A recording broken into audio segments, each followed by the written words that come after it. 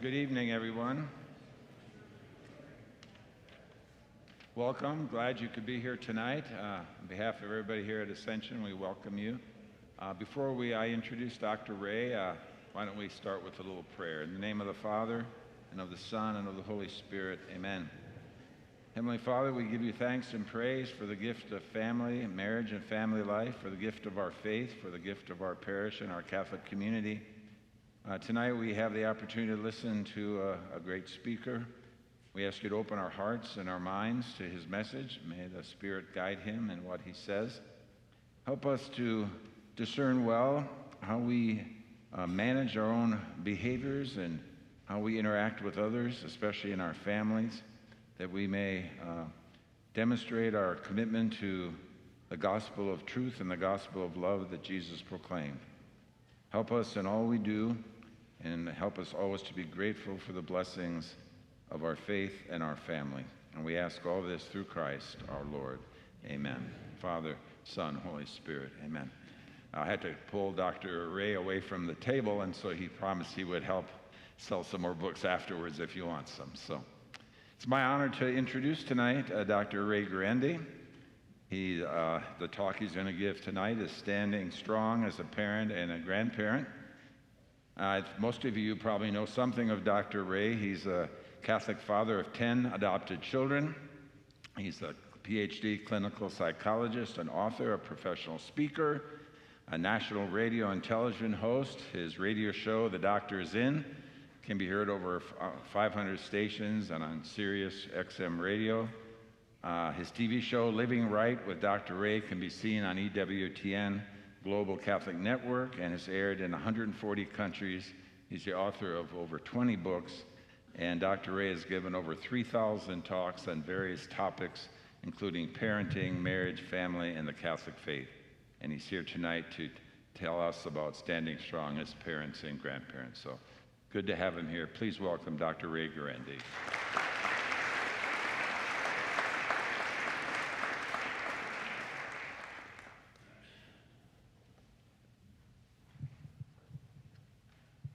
My wife is a convert to the Catholic faith. She struggled with confession.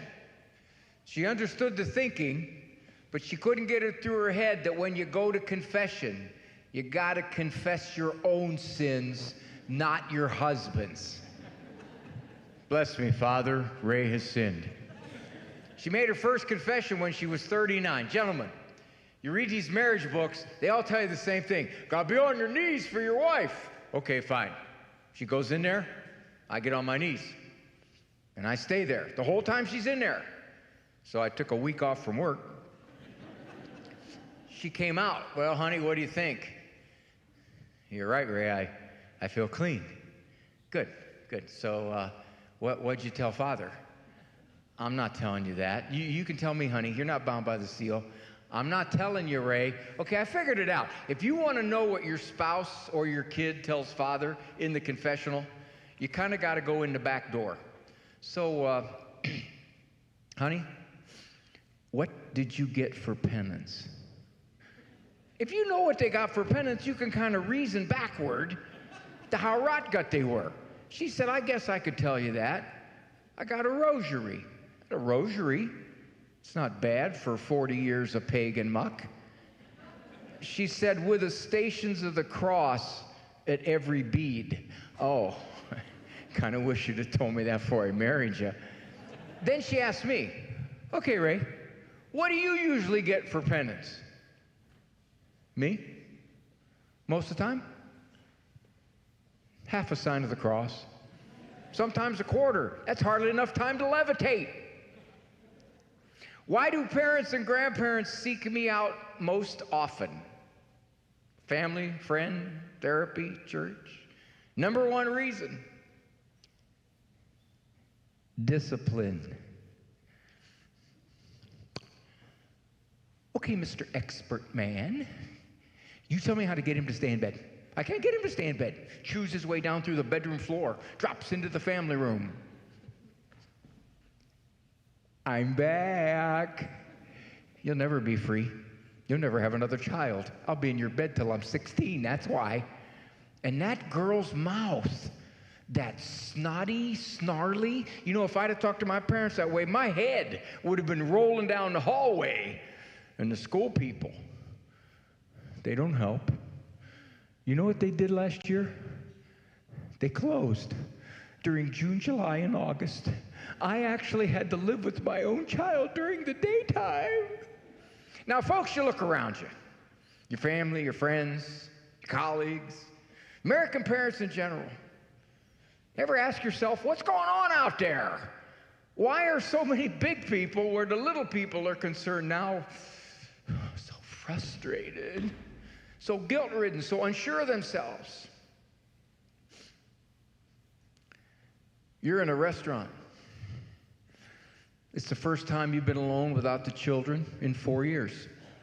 You finally found an adolescent willing to babysit for $40 an hour plus benefits. All you want's a little peace. You look over at the door, you see a guy like me walk in with my 10 kids when they were all under 12. Would you immediately think to yourself, oh, is that precious or what? Waitress, go get that family. Sit them at this booth right here next to us. The whole time we're here, I just want to watch them frolic. Or would you think to yourself, dear Lord, how'd they get past security? See, in modern America, most parents think the latter. Most people think the latter. Doesn't matter there's 10, could be 2. Why? Your belly's telling you something. Is that big person going to be able or willing to control those people enough not to ruin my meal and everybody within 50 feet of the restaurant? Folks, that's not normal. What I believe you're witnessing in American parenting today is unprecedented in human history. Many of you grandparents, you've raised your children. I believe you are the last generation to know who the parent was. You parented out of a mindset, I am mom, you are not. We got these young people so skittish. You leave him on the pot for 4 minutes too long, he's going to grow up to be a tattooed-faced motorcycle gang member on acid. And you named him John because you were hoping it would help in the toilet training. People will say to me, okay, then this discipline thing is harder than I was prepared for. Give me a technique so I can discipline less. I figured it out. Foolproof technique. Works for parents, grandparents, anybody associated with kids. You want to discipline less, simply do one thing. Lower your standards. You get them low enough, you don't have to discipline at all. I told you, quit doing drugs in the living room when we have visitors. We discipline because we love. Because you can't establish morals and character without it. And you know why else you discipline, dear people? All of you here, you're the kindest, most gentle teachers those kids are ever going to have. If we don't do it now, because you feel guilty, or you're afraid he won't like you, or your mother-in-law already thinks you are the biggest she-witch to fly the face of the earth, our kids will get disciplined by them, a judge, a landlord, an army sergeant, a police officer, an employer. Somebody's going to discipline them, and the world hurts. I tell folks, discipline without love may be harsh. Love without discipline is child abuse. Because ultimately, he's going to run up against those people. They'll hurt him. People don't like undisciplined people. You ever see a little obnoxious 3-year-old out in public? And it's not a 3-year-old's fault when they're obnoxious. It's the big people's fault. But do you think to yourself, do you know what that child needs? That child needs loved up. That's right. I'd like to pick him up and just go, You know, you might think that the first few minutes until he punches you and kicks your kid or grandkid. Then what happens? My house, punk. 5 minutes. You see, it's visceral. We don't like undisciplined people, be they 3, be they 33. And I tell parents and grandparents, you don't want to do this to a kid because you love them, but other people don't. Now, when I was 3, I said this to my mother. I don't like you. She looked at me. Raymond, you're a little behind. I stopped liking you last year. That was back before you could psychologically smack parents around, you know. One of my kids tells me I don't like you, so what? I got 5 or 6 who do. Any given moment, I got a 50% approval rating. There's an interesting phenomenon that occurs in my office. A parent will come in, describe a litany of trouble about this long. Then they'll say this: I think I'm giving you the wrong impression. Overall, he's a pretty good kid. And I'll ask, how is that? Well, he's not on drugs or anything like that. One of the new moral high bars, he's not on drugs. I ask my clients, what do you want looking back at you at age 22? What would you hope to be able to say about that child? No guarantees now. But if you're content to say, well, I don't know, given the way kids are turning out nowadays, I'm counting my blessings. Parole officer says one of the nicest kids he has. I tell him, you don't have to parent that hard. Parent like the rest of the culture, you'll probably have a kid not on drugs. But if you wish to look at that child at age 22 and be able to say something like this: 1 in 100, morals, character, compassion, that's a beautiful human being. I challenge my clients, you ready to be 1 in 100? Folks, you're not normal culture. Look at you. It is an end of winter night. It's not too bad out there. You show up here. Listen to some shrink prattle on about parenthood, grandparenthood. You're conscientious, loving, caring people. Either that or you got no life whatsoever. Go to the computer. Type in child, self-esteem, search. Last I looked, well over 100 million options. The experts believe self-esteem is the preeminent moral virtue. Type in child, humility, search. A fraction thereof. When's the last time you heard a secular expert talk about humility? My humility is something I'm very proud of. I'm going too fast for that whole row right there. I got a new book coming out. Somebody asked me, you got a new book? I do. The 3 most humble people I know and how I taught the other 2. Can you imagine our Lord going up to the apostles? Simon, now there for a while I toyed with changing your name to Peter, but I decided against it. Psychologically speaking, I don't know what ill effects that might have. You've always seen yourself as a Simon. I go changing your identity now, but I'll tell you what. I've talked to my father. He and I agree you have a future in this operation. If you can conceive it, you can believe it. If you can believe it, you can achieve it. 12 more weeks of Tony Robbins management courses, Simon, you'll run this outfit. Probably not. Father, I always wanted to go to confession like the politicians. Bless me, Father. Mistakes were made. And I'd like to apologize if God took something I said out of context, misinterpreted it, and became offended by it. I'm sorry for his sensitivity.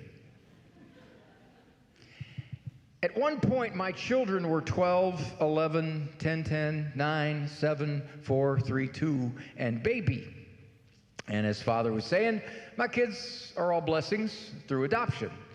Probably some of you are adoptive parents. Some of you might be considering it. This is a great benefit of adoption. The agencies don't tell you this. I figured it out about the 4th kid. If you adopt in December, you still get the tax deduction for the whole year. They pay for themselves that first year, then you start to fall behind because they eat more.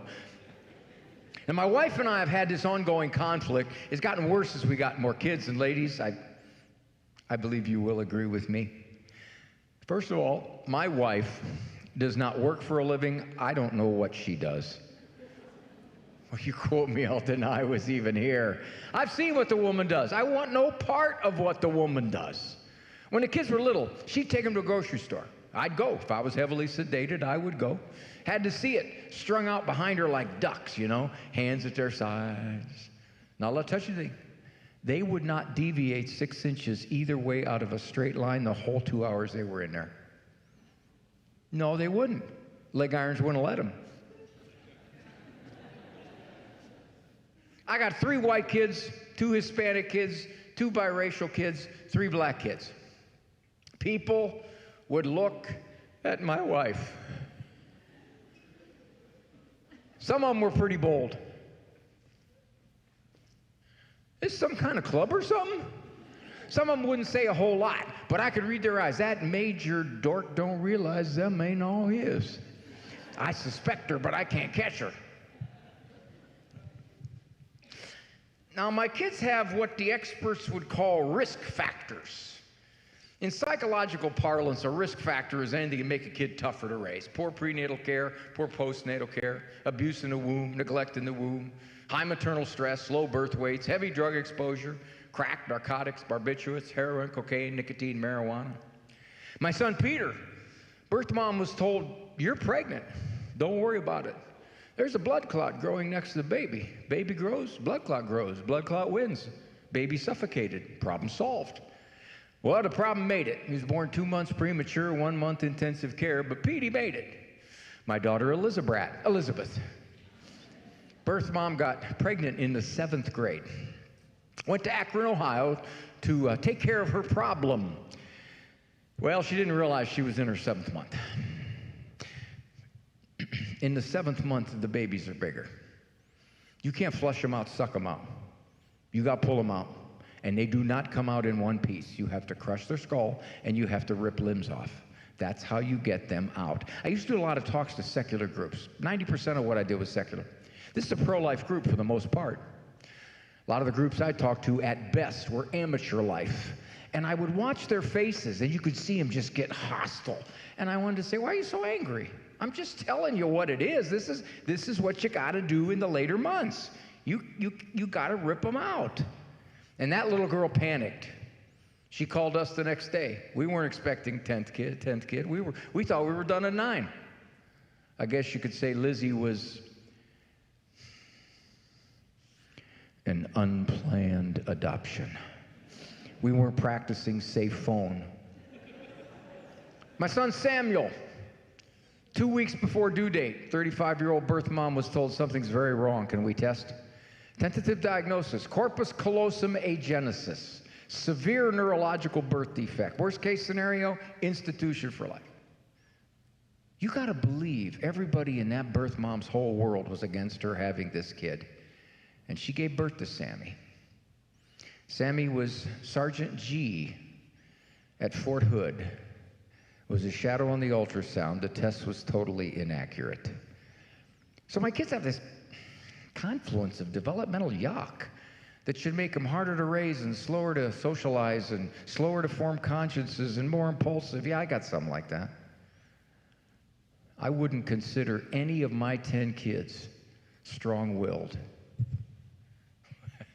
Wait, this dude is one toke over the line, sweet Moses.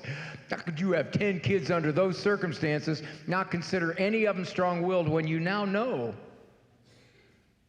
the common adjectives leveled at our kids? Mind of her own, stubborn streak a mile wide. This child is so independent and determined, very iron-willed, very high maintenance youngster, very high maintenance youngster. Challenging child, very challenging child. We have a difficult child. Difficult child is redundant. Am I delusional? I think there's a simple explanation. The strongest willed of my 10 kids is not stronger willed than his mother. We got so many strong-willed kids now because the big people have lost will. We're not as sure of ourselves. We're not as confident. I need somebody here with maybe a 12, 13, 14, 15-year-old at home. We got somebody? Oh, I got a bunch. How old, sir? 13. Boy, girl? Name? Jenna. Dad, Ma, you go home tonight. You tell Jenna. Jenna, we were down there at the church there, listening to that shrink fella, that Ron Ganoli or Roy Ganeri or Rick Gandhi, whatever that dude's name was. Now, he taught us something. He taught us that we owe you an apology. We have been wrong for a long time. Now, that's a great way to introduce discipline because it fluffs them up before you drop them. Jenna, we have been allowing you to talk to us in ways that are no good for you and no good for us. We're sorry. That's our fault. We're the parent. New house rule, honey. From this point forward, if you get disrespectful in any way, arguing, content, tone, looks, body language, whatever. Jenna, honey, all we got to do is smell it. We're going to start you out with a handwritten 300-word essay on apology each and every single time. Please don't argue, because I'll just look at you. 350, 375. Do I got 4? I got 4. I got 4. I got 4. I got 425. I got 425. Now, Jenna looks at her parents as if to say, is that what you learned at your parenting book? What are you going to do? You're going to go, you know, that might have sounded pretty good in that church, but that guy doesn't know Jenna. I'll tell you that right now. She's not going to do the essay. So we got to do something we can take from her. We'll put it in the trunk of the car. We'll drive the car into the lake. That'll work. She won't get it back then. Dad, Mom, Jenna has no grasp of what you control. Electrical outlets, utilities, lawn service, food service, money supply, transportation, all links to the outside world, computer chips, the airwaves. You control life.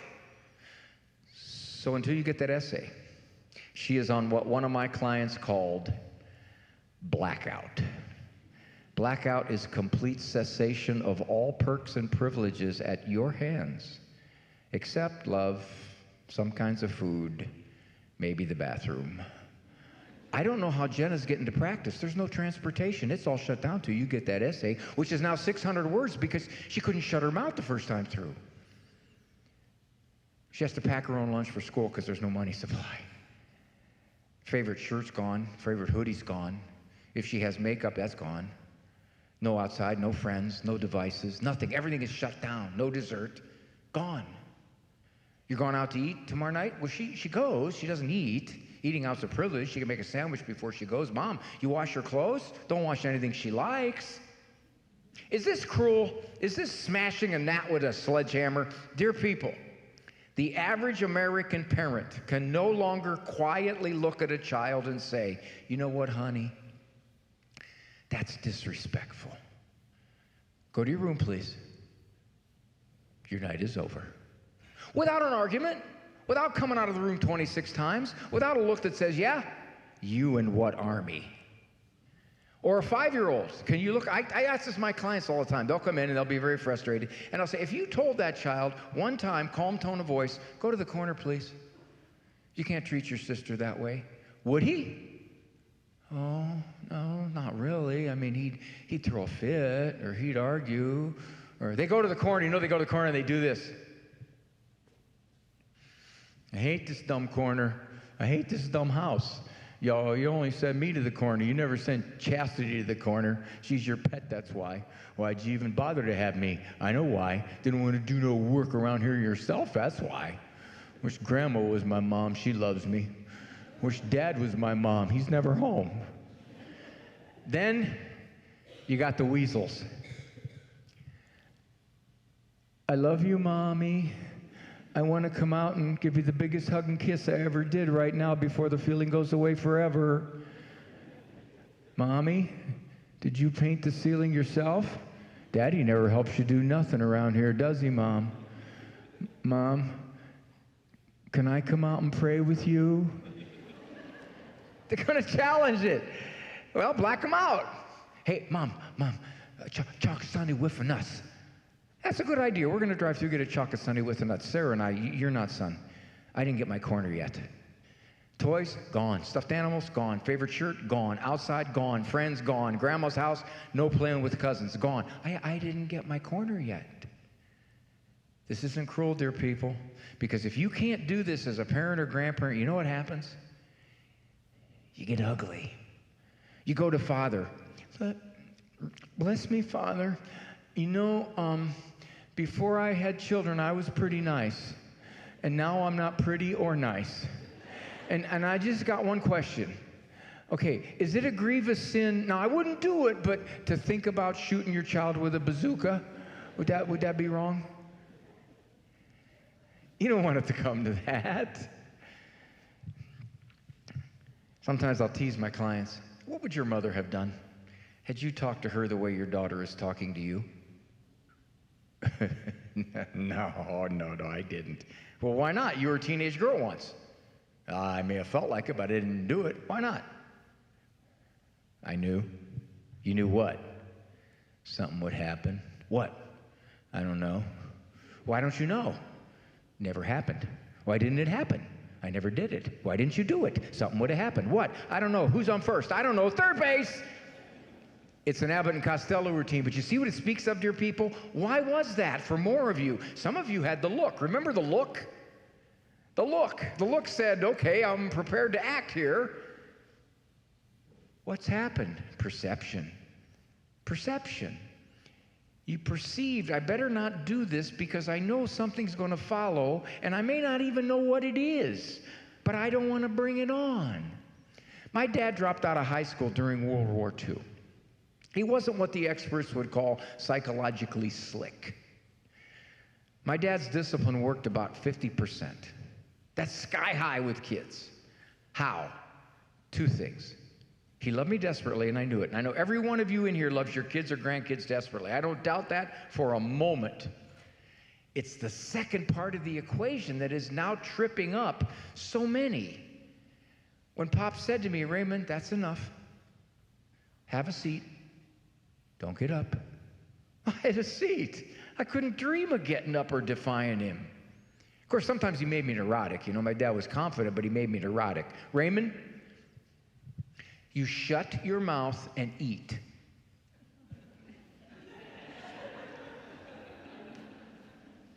I'll teach you to backtalk your mother, young man. Come on, Dad, I already know how. I'll show you to hit your brother. Go ahead. You fall out of that tree and break both your legs, Buster. Don't come running to me. 6 of our kids we got at infancy, 4 we got later. We got the twins when they were 4. Birth mom ingested every toxin she could get a hold of. We don't know where the kids were the first year and a half of their lives. They went into foster care, where the foster parents were sweet people, but they didn't discipline them. Let the kids kind of run. Remember what I said about love without discipline is child abuse, because the world will hurt you? We've since found out that my son and daughter, John and Joanna, had a chance to be adopted 2 times before us. We weren't selected. We had 4 kids at that point. They weren't looking at us. Both families backed out because they met the kids. No, thank you. We were hoping for something maybe a little more along the lines of a child. You see what I mean, dear people? That little 4-year-old boy and girl, twice, well, actually 3 if you count birth parents, lost a mommy and a daddy. Why? Because the big people didn't do what the big people needed to do, and other big people looked at him and said, not you. You're warped. I gotta admit, it didn't look too good. First visit, Johnny punches me in the face, attempts to strangle my wife, kicks the foster father about 14 times during one of his semi-minutely eruptions. We walked out of there, and my wife had developed a tic. And she said to me, Ray, we got to rethink this. I don't think the tax deduction's worth it. Honey, there's 2 tax deductions plus the credits. They never made John go to bed. They couldn't get him to stay in bed. Oh, my gosh, he roamed the house. He created havoc. First weekend visit to our house, my wife says, Raymond, why don't you put the children to bed tonight? Honey, I'll give you $100 if you do it. I don't have time for that. I'm writing a parenting book. All right, guys, come on. Let's go. Now, everybody came running except Johnny. He just stood there. No, go back. Little language delay. I'm not a big fella, okay? But in my younger days, I was a power lifter, and I still lift. And one thing I know for sure, even at my age, I am stronger than the biggest, baddest 4-year-old in the whole world. The child is going to bed. Now, the question is, by whose power? So I went over kind of like the veterinarians tell you. Don't tower over a wild animal. Let him smell your hand. I put my hand on his shoulders, and he could tell by my grip. This is how, shall we say, a non-negotiable psychological interface. Now, at that point, he erupts. Head starts spinning around. Green stuff's coming out. He's leaking out of every body orifice. Now, Father, I don't know if this is theologically correct or not, but I think that God put holes in them to leak off the pressure. You know, a lot of them leak up here, but you can get leakers down here. You can. And sometimes you get pukers. Now, the interesting thing about a puker is they develop out of it. You can't stay a puker all your life. By 1 or 2, you can't do it anymore. But wouldn't it be great if you could? He picks you up. First date. You're not real crazy about the guy. He says, "Can I call you again?" You don't say a word. You go over to his passenger door, lean in. Even he could read that nonverbal. Johnny wasn't going to go to bed, so I picked him up over my head, perception, carried him to bed, put him in bed, put my hands on his chest, held him immobile. He couldn't move. He couldn't twitch. He could tell by my strength, "You're going to stay here, John." I didn't hurt him.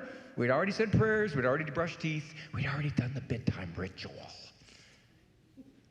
"Johnny, it's bedtime, son. Daddy's not going to let you move until I decide you're going to stay. Please don't get up after I leave, because I'll come back." You should have seen the look in his face. I went from Disney World to the county jail. My son Andrew was 6 years old. We had 65443-1 at that time. Andrew's in the top bunk, and he's watching this. "Andrew, would you please talk to your brother?" "Johnny, if Daddy says go to bed, you better go to bed." I remember one time, I didn't go to bed. "You're not going to like what's going to happen, Johnny. You know that? You think he's going to leave? He doesn't leave, Johnny. He's going to go out in the hallway, and he'll stand out there. He always does that. And I'll tell you what, if you come out, he's going to crack your bottom. He don't care what the caseworker says. Andrew, it's enough. You sound like Mom." How long you think I had to hold that boy before he went?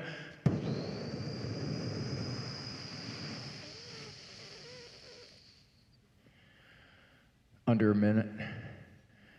Is that because I'm such a great disciplinarian? No. My wife's a better disciplinarian than I am. Perception. He read me.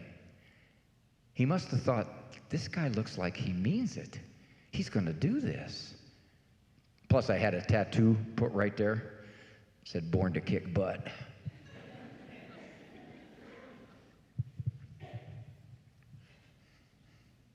We are a microwave culture. We want results. We want them certainly. We want them with minimal effort. I fall prey to this. I get up in the morning. I stick my mug in the microwave. I punch in 60 seconds. Then I stand there about the 30-second mark like a crazy man. Come on. What's with this thing? I haven't got all minute. Let's go. This has impacted our approach to children. How long is this going to take? I have tried everything with this child. Nothing works. Finally, I got so frustrated, I sent him next door to play and moved the family while he was gone. Now, along the way, we tried things, but we fell prey to this. How long is this going to take? Hey, Father, you ever had somebody come into confession and go, "Bless me, Father, for..." Well, I'll tell you what, why don't you just bless me, okay? Because, as long as I've been alive, how long does it take to conquer sin, right? 10 years, 15 years? I don't have any sins left. Or are you like me? "Bless me, Father." It's the same stuff I've been telling you for the last 15 years. See, we can do this, but if a kid, after being disciplined 27 times for something, doesn't go, "Oh, Father, I've been so blind. I see what you're saying.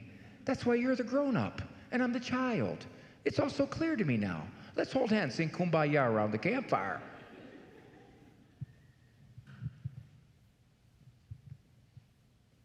Alexander, Bell, you guys very embarrass me when I'm on the phone. You know that? People call here, I sound like a crazy lunatic. We got a new house rule. From this point forward, you get rowdy or interrupting when I'm on the phone, and that includes this.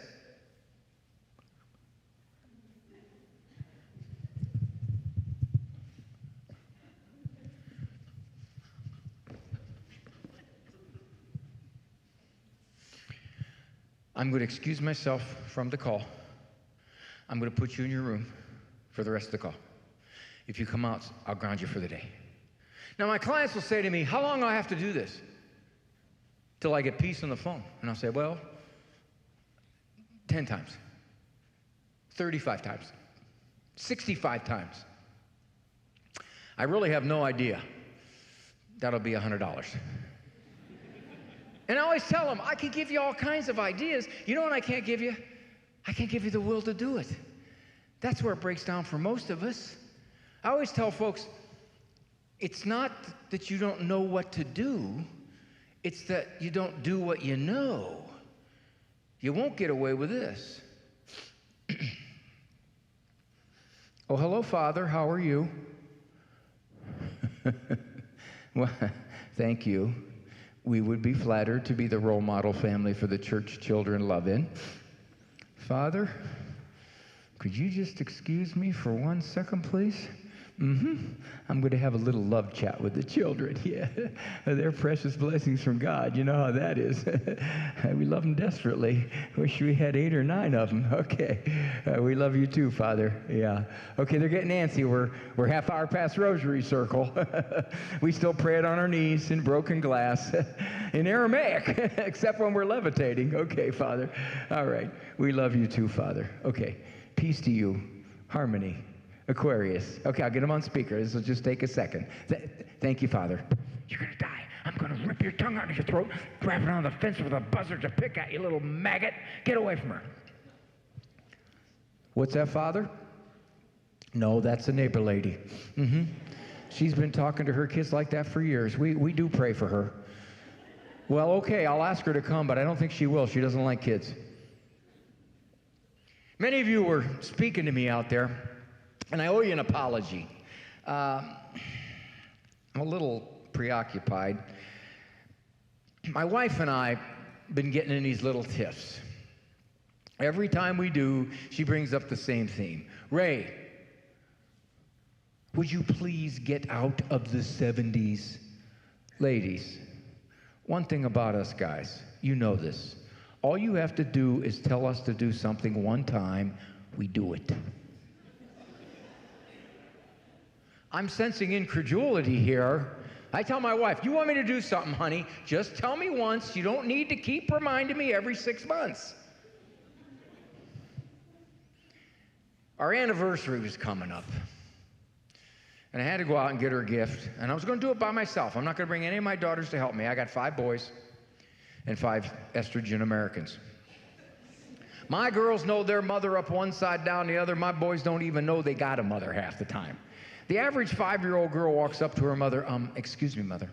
While I do appreciate the guidance you've given me on these first 5 years, I feel compelled to tell you you were wrong on most of it, okay? Why don't you raise Dad? He's got about 10 or 12 more years of middle school to go through. The average 16-year-old boy is still doing this. Mom, where's the ice cubes? No, I asked Dad. He don't know where they are either. My daughter Liz, she's 25. Been able to run the whole family since she was about 13. My son Pete, 28. Still giving his brother wedgies. You know, these are not the same species. I don't want to hear this get out of the 70s stuff. I was going to put a stop to it. So I went out by myself. I bought her one of those mood rings. See, that's kind of how she reacted, sort of like that. Okay, ladies, go ahead and laugh. Those things work. They do. She's in a good mood, turns green. She's in a bad mood, leaves a red mark on my forehead. My mother had a discipline philosophy that was a shade different from my dad's. My mom's philosophy was you never say in 8 words what you can say in 68,000. I'd be in the backyard oblivious to my mom trying to get me in the house for supper.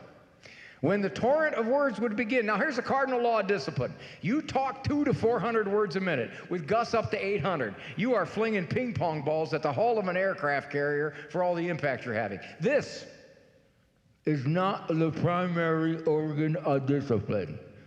This thing just has a tendency to get loud and nasty if it's not backed up. My mother would start, Raymond Nicholas Guarendi. How many times are you going to make me call you Buster? You know, buddy boy, you seem to think I talk just to hear myself talk. You seem to think I like the sound of my own voice. I'm going to tell you something. You better listen, and you better listen good. Because I'm not going to say it again.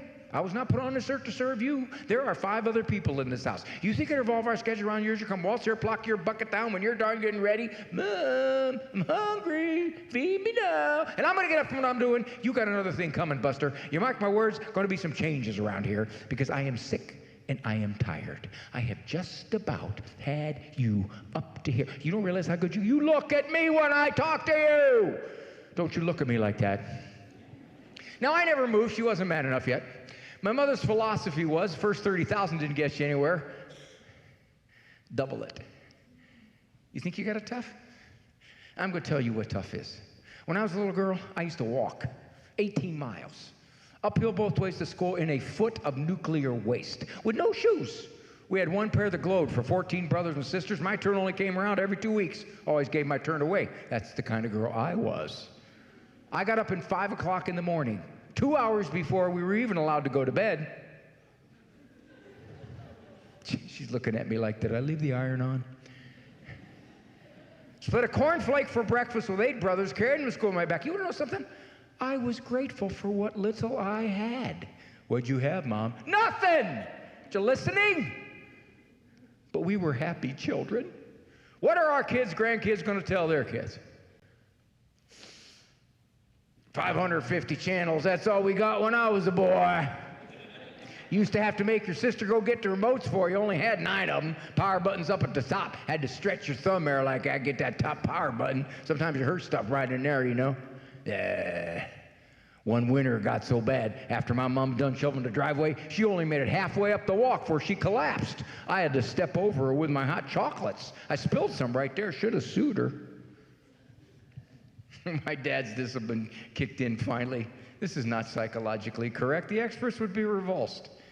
Did it work for Pop? Yeah. Because he loved me. Because he meant it. I knew if this didn't work, he was going to act. And because I thought he didn't know how to use verbs yet. Hey! Dad, I washed my both cars at Hercules. I had a big wet spot right here, you know. Culture says why? I got an untied shoe here, and I don't want to trip. Father, I don't want to trip here. I trip. This will all be mine. Now, you'll still get to work here. Not what you're making now. Let me tie this.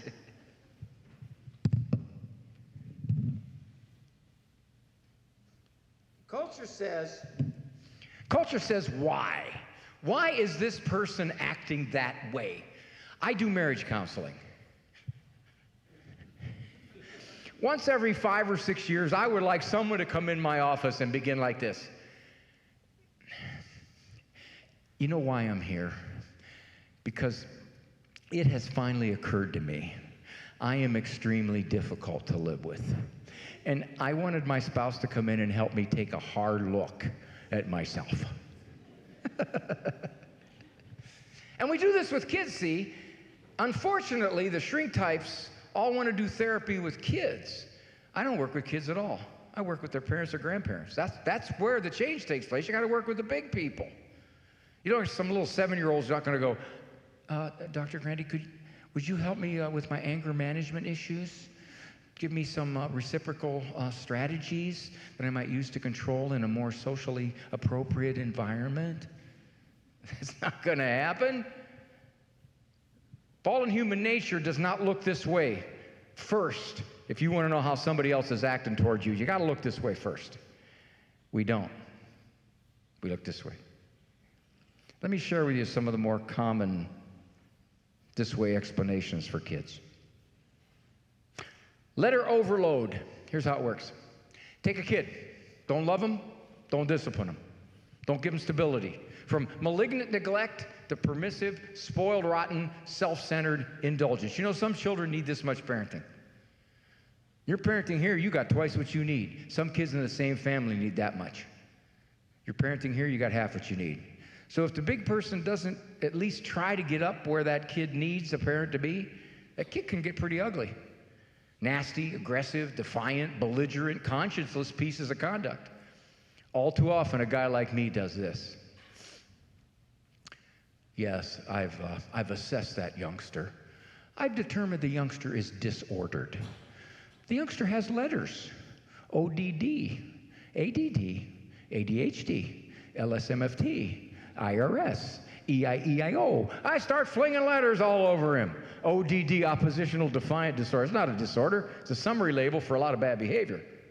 ADD, ADHD, etiologically, neurologically separate things, tail end of the temperamental continuum. My experience is these letters are pouring down on our children in obscene quantities. And I got research backing me up on that. Why? Part of the reason, if the big people don't do what the big people need to do, the little people start to reflect it. When the little people start to reflect it, the big people turn around. What is wrong with you?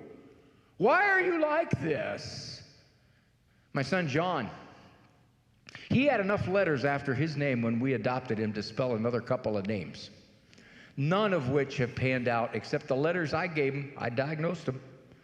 Behaviorally, regressive, attitudinal, trauma. BRAT. Well, what about diet? Isn't that a big one? Diet? Cut out anything red, cut out anything sweet, cut out anything artificial, cut out anything that remotely tastes good. Give him a dry cracked wheat, brown berry, tofuti sandwich on bean sprouts. This kid will get better math scores. Kiss his sister on the lips before he paints murals on the church ceiling. Well, one problem there. Our kids' diets are atrocious for health and nutrition. Awful. But the idea that if I eat this, I'm going to act like this immediately, very weak link there. That notion's been swallowed whole by our culture. He went to that party last night. He had 3 Reese's peanut butter cups, 2 cans of Mountain Dew, and a Kit Kat. He came home and torched the dog. Now, I told those people, no Kit Kat. It was the Kit Kat. Probably not. Birth order, middle child syndrome. I tell parents, your dad afraid of middle child syndrome, don't have an odd number of kids. Got an odd number, have another one. Give one away. Wipe out that middle spot. Truth on birth order holds one place. A little bit.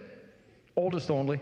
As a group, a little more achieving, more developmentally faster, maybe a little more independent. I don't think that's their position. I think we change our styles. That first kid, you boiled everything she came within 50 feet of. Last kid, you throw him this big dirt ball, say, here, chew on that. Wipe your mouth off in the gas can before you come in the house. First kid, dual videotape of every burp and bowel movement he ever had. Last kid, 1 snapshot at the birth, 1 at the wedding rehearsal dinner. Hey, Dad, now how come I got no pictures? That's not true, son.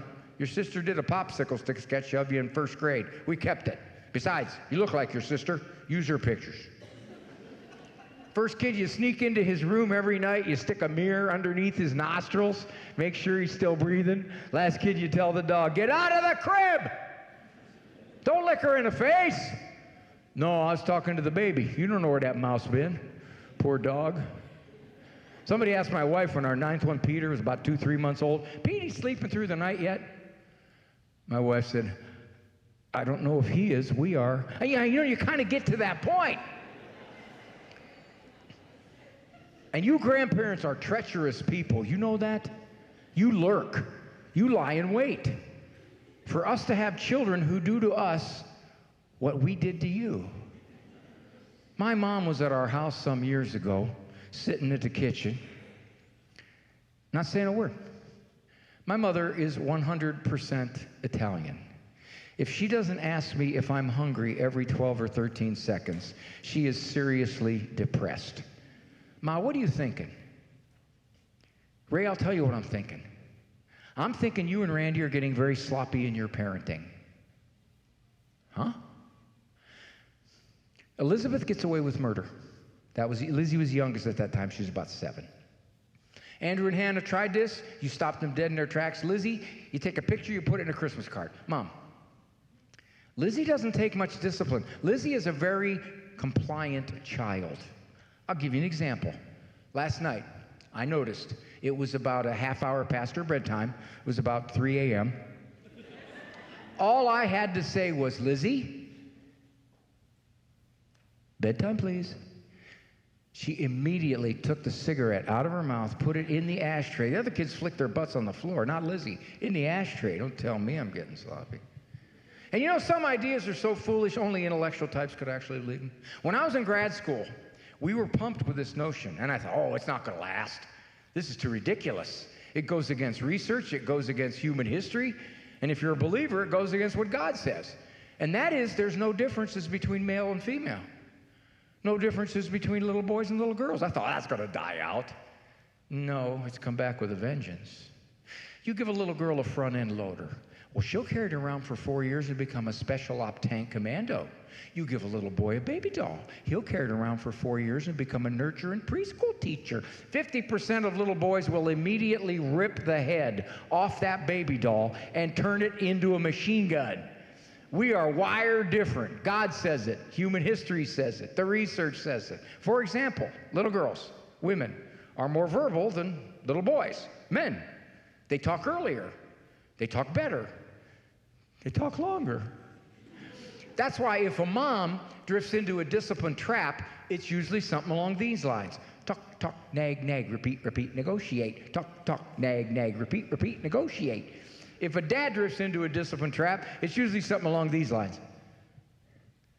Tolerate, tolerate, oblivious, oblivious, ignore, ignore, kill! Tolerate, tolerate, oblivious. You ladies are so observant. We don't understand. We guys don't understand this. How is it that you notice everything about everybody at all times, forever? To be used upon men who get to a point in our lives, if we notice our wives are out there, we get extra credit. Hey guys, when's the last time one of our buddies did this? Hey, yo, rock. Max. So, you guys notice anything different about me? I've been alive a long time. I have yet to say, Leo, cute top.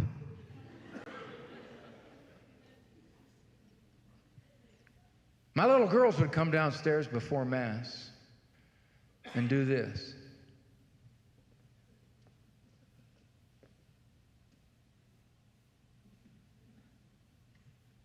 Sarah, what's the matter?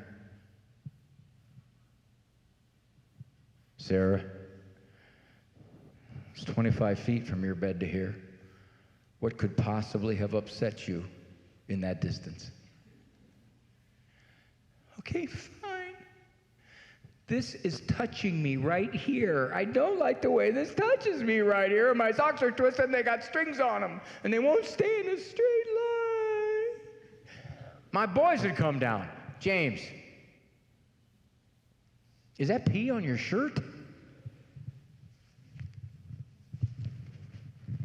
You see it now, Dad? First day of kindergarten, I asked my son, Andrew, how was school today, buddy? Okay. Good, that's good. So what'd you do? Nothing. Or ladies, if you have a very sharing, communicative male, stuff. What is the name of the lady who stands in front of you for 6 hours? Who stands in front of me for 6 hours? I don't think she told anybody, Dad. Joshua says he's got one called Teacher. I'll ask her if they're related. First day of kindergarten, I asked my daughter, Hannah, how was school today, baby? Well, okay, Daddy. My teacher's name is Mrs. Bartley. Mrs. Bartley has 3 children, Jessica, Jason, and Ashley. I know their birthdays, favorite colors, middle name. I'll tell you those later. We did 12 activities. The pumpkin cutting activity started at 8:07. Is that a stupid time or what? Ashley was my best friend till 8:30. Then she got mad at me. I don't even know what I did. But Jessica told Tiffany I could be her forever friend until tomorrow at 9 o'clock. Now, Mrs. Bartley has this little brown mark right here. You can't tell it's there unless she goes over by the window and she bends down kind of like this. If she does, the sun comes through the Venetian blinds, off the clock, reflects through her bifocals, forms a prism on the window with a brown dot in it. Daddy, I don't think she knew it was there, so I figure it's about time somebody told her. They both had the same teacher. Psychological correctness is a quagmire. You'll overthink, you'll overanalyze, you'll overtalk, you'll overnegotiate. Sure, you can get better at this as a parent, as a grandparent. You can gain skills. You can buy my books and tapes. Little subliminal advertising in there. Nobody picked it up. But I'll tell you what, dear people, I am becoming more and more I've been shrinking for almost 45 years. I used to be like 6'9". And I'm becoming more and more convinced that people's heads are spinning because the experts have got them questioning themselves and second-guessing themselves and wondering if they're doing it right the way they're supposed to do. Parents will say to me, how do I know I'm right? I'll say, well, a good part of the time you are right because you're the parent. If your bedtime is 8 o'clock and everybody else you know their bedtime is 9, you're right because you're mom. That's your decision. If you say no TV during the week, okay, so you're in 3%. But you're still right because you're mom. See, we've gotten away from that, and especially people of faith. You cannot gauge what you do by that consensus out there because they don't think like you do. You have to decide for yourself what kinds of things you want to teach. Standing strong against a culture no longer on your side is tough. It's truly tough, but you can't parent or grandparent in fear. And by the way, a little special word for grandparents. Moms especially. Advice for you on your daughter or daughter-in-law's wedding day: sit up, shut up, and wear beige. That is great advice for grandparents. Unless you are specifically asked, do not give your opinion. That can make them real mad real fast, especially daughters or daughter-in-laws. They don't want to hear this, and if you don't read the cues, the first few times you said it, you get this look like, shut up. And you keep going. You gotta be quiet. You can't. As much as you want to, as much as you want to say, look, why are you doing this? Why don't you baptize them? Typically what it does when you don't read the cues, it gets real friction-filled. Marcia, did you want me to have a few minutes for questions, dear? Is that what you would hope for? Because given what you're paying me, you're lucky you're getting verbs. Okay. Okay, a couple of questions. I know people are usually reluctant, and you can just kind of say, yeah, there's this kid in our neighborhood, and not sure about his mother. Seen her on the news. Yes, ma'am. I'll repeat it. Okay, she's saying, okay, now I put him in bed, and I just basically held him in bed because I had to stop him, all right? He had been dangerous. And she says, how does a woman handle this? Well, there's a number of things you can do. You can say, you know what, honey? Now it's bedtime. I'll kiss you, hug you, do all the stuff we got to do. You get out of bed, tomorrow you have no privileges at all. None. You do that. Or you could say, you get out of bed, you're in the corner, and I'll decide when you're ready for bed. See, in other words, it's action. Parents, I've seen parents go on 2, 3, 4 years with bedtime being a brawl. They can't even get the kids to go to bed because the kids come out 26 times into their room. You put a price tag on it. That's not mean. Because you know what it is? It's mean when you get mad. That's when it's mean. It's not mean to say, you know what, baby? Please don't get out of bed. Because I'll take your favorite stuffed animal, and tomorrow you're going to go to bed early. So please don't. Now, she's going to test you. She's going to do it the first 3 times until she finds out, whoa, you did it. And then nights will be peaceful, because that's really what you want. You want the peace, short term anyway. Long term, you're trying to teach self-control. Certainly. Most parents think this will get the job done. I'm telling you, if it does, you're lucky. You're a 1 in 100 parent. But this thing has a tendency to get loud and nasty. And if you don't back it up, don't open it. Just let them get away with it. Don't open it. Had a client in my office yesterday, a little 6-year-old girl, said it was time to go, took her on a play date, and mom was kind of a psychologically enlightened parent. She said, I sat her down, And I told her that we're only going to go for half an hour, and we have to leave.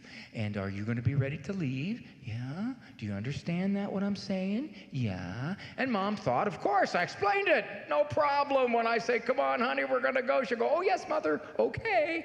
Well, she immediately threw a fit. Mom thought, well, but I explained it to her. Mom, she's 6. It's not that she doesn't understand. She doesn't agree. So Mom says, I kind of dragged her to the car.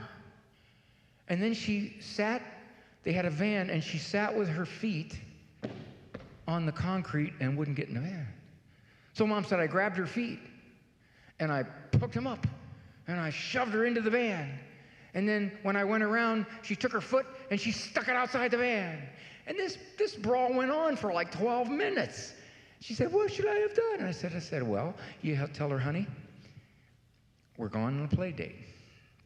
Now, if you give me grief when it's time to go, you know the next 3 play dates you're not gone. And when we go home, you've lost all your privileges. Now, you said what you're going to do. So what if she gives you grief? Okay, then do what you said you're going to do. That's okay. I always tell parents, you can't stop a kid from misbehaving. They're going to misbehave like crazy. But what happens is you want to say, but if you do this, here's the result. Because your goal is, I don't want to fight with you. I don't want to argue. I don't want to be battling it out. And there's so much of that now in modern parenting. And you know the worst thing that happens? You get an easy kid first. It'll ruin you. It'll ruin you for the rest of your parenthood. You'll think you're God's gift to child rearing. You put your knickknacks, leave them right there on the table. I told her no. She knows my no means no. And then the second one comes along and eats your knickknacks. I call it the shell-shock second child syndrome. Your first one wasn't normal. Your first one was a freebie, a mulligan round from God. He said, here, play with this. I'll save the real kid till later.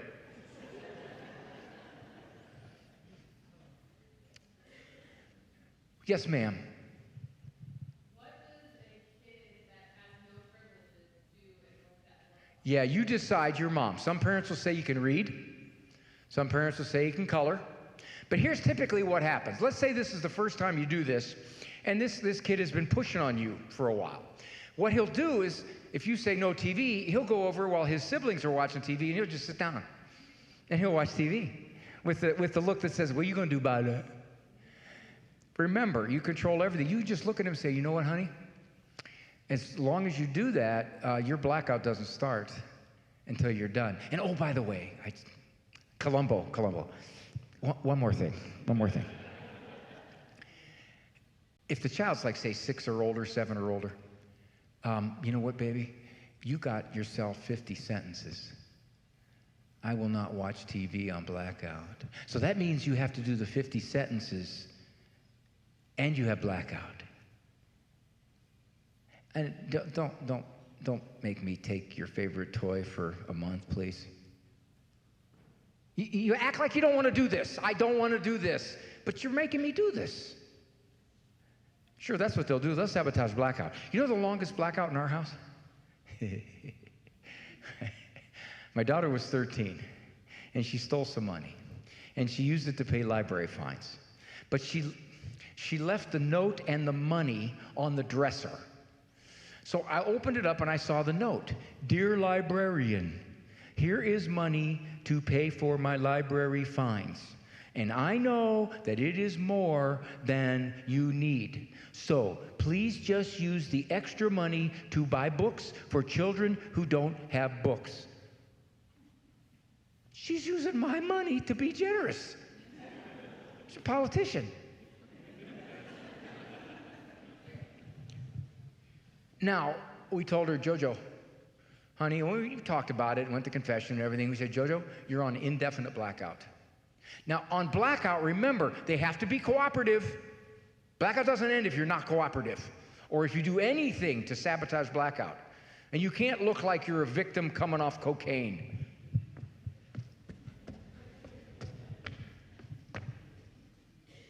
So long about the second week, it was time to let Joe off blackout. Except she pulled a stunt. We didn't know about it. But we had a security system in our house, a whole house, eye in the sky, an 8-year-old daughter.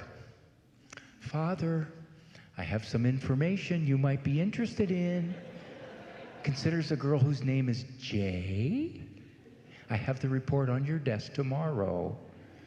Poor JoJo, you know, she went 59 days before she finally got off light. We went out to eat about 8 times during those 59 days. And poor JoJo, she was sitting there writing sentences or whatever she was doing because Mom made her something before we went out to eat. And she said to me the other day, she goes, Daddy, you think that anybody will ever break that record? I go, Joe, they're all raised, honey. That's not going to happen. But you were the best. We got a plaque for you, babe. It was the best. Father.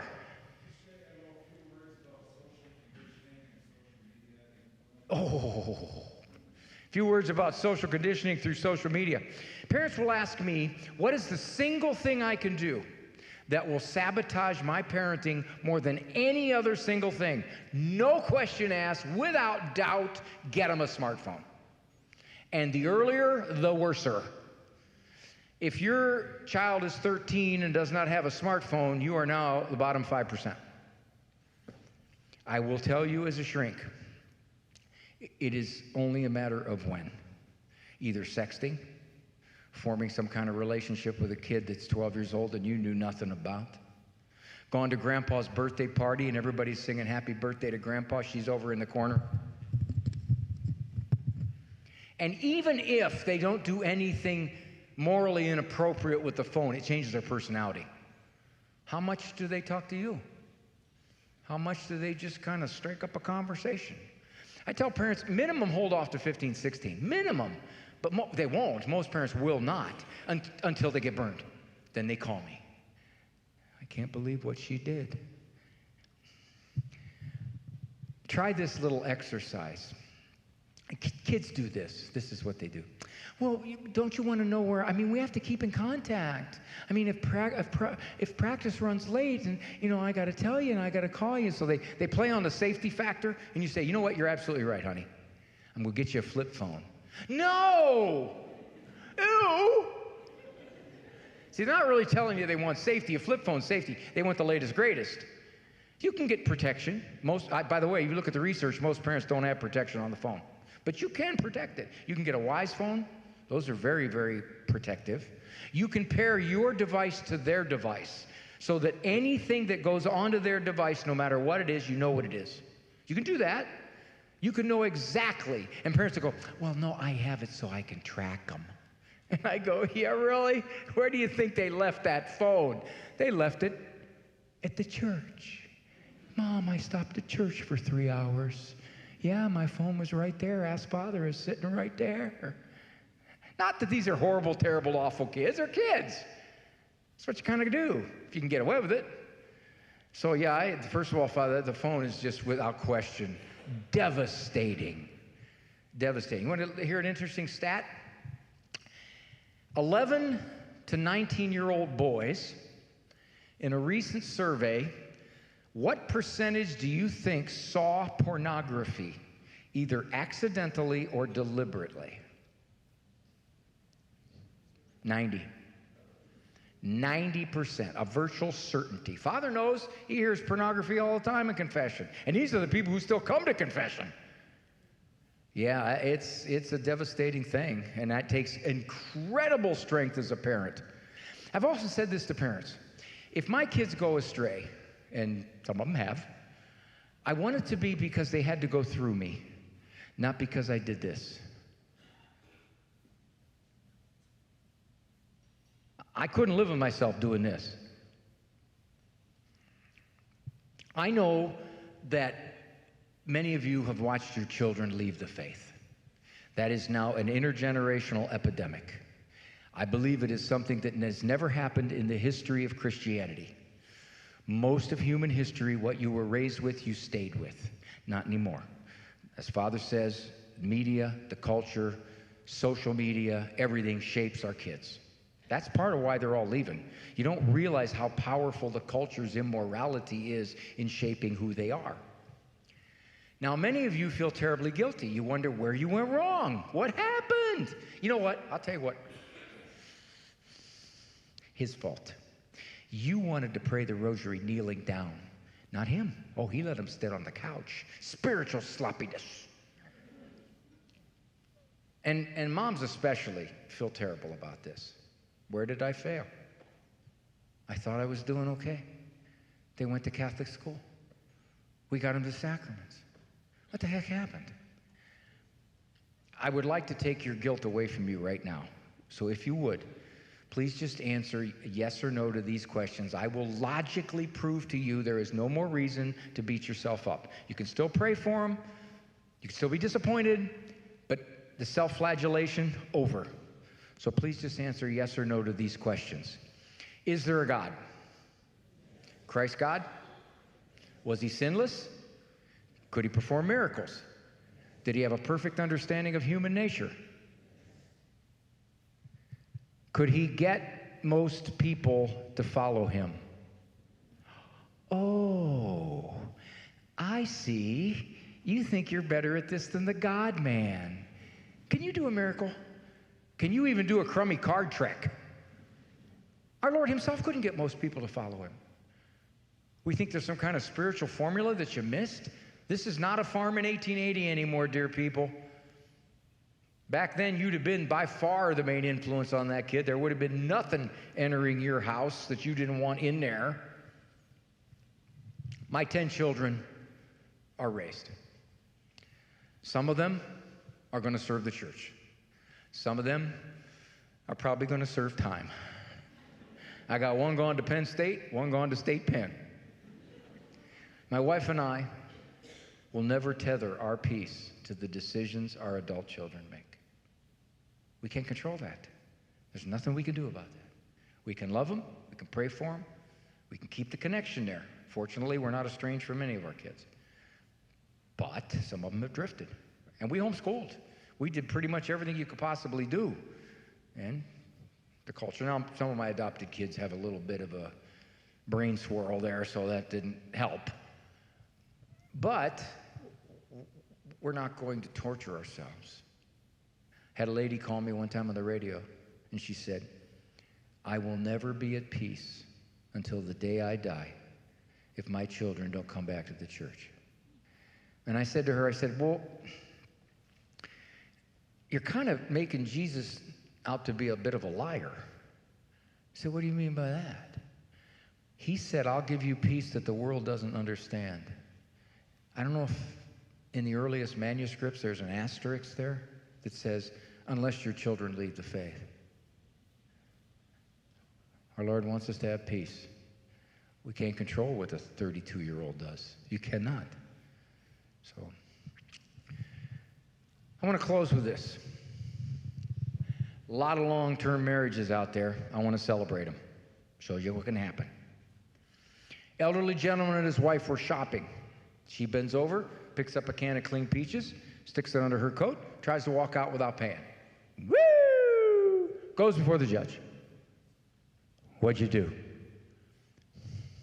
I stole a can of peaches. How many in a can? 12. 12 days in the county jail then. Her husband can't believe he's hearing this. Your Honor, please, may I speak up for my wife? Go ahead. She also stole a can of peas. Thanks for inviting me. Oh, wait, I'm sorry. I almost forgot. You have a parishioner. He didn't raise his hand to remind me. He asked me to do this for him. You have a parishioner here, legacy of faith. Intentional Catholic grandparenting, Dan and Linda Spencer. They're parishioners here, I guess. Okay, you guys?